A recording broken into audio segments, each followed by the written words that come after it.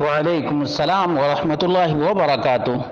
اللہ رب العالمین خیر و عافیت میں رکھے۔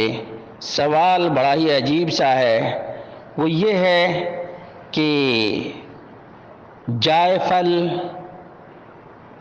جاوتری کا استعمال درست ہے؟ اس کا جواب یہ ہے کہ اللہ رب العالمین نے سورۃ البقرہ کے اندر ارشاد فرمایا، هو الذی خلق لکم ما فی الارض جمیعا، وہی اللہ رب العالمین کی ذات ہے جس نے روئے زمین کی تمام چیزوں کو تمہارے لیے پیدا کیا ہے۔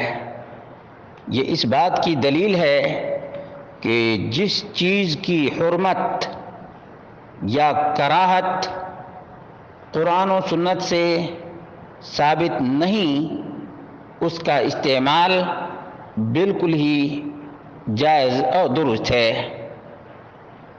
اب آپ کا سوال جائفل جاوتری کے سلسلے میں ہے۔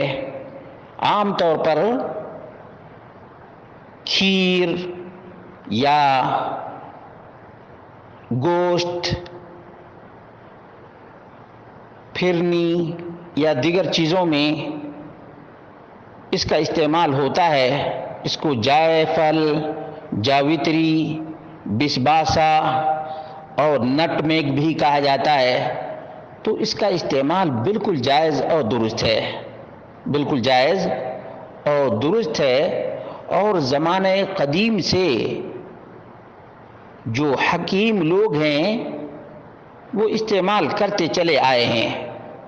حکماء یعنی حکیمی دوا دینے والے اس کا استعمال مختلف امراض میں کرتے چلے آئے ہیں، اور اسی طرح سے بطور مسالہ بھی استعمال اس کا عام ہے۔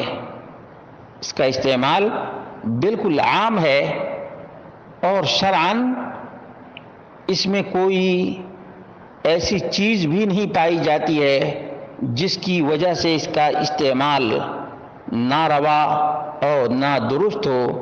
اس لیے اس کے بارے میں جو عام حکم ہے وہ حلت کا ہے، اباحت کا ہے، جواز کا ہے کہ جاوتری، جائفل یا بسباسا یا نٹ میگ کا استعمال جائز ہے، درست ہے۔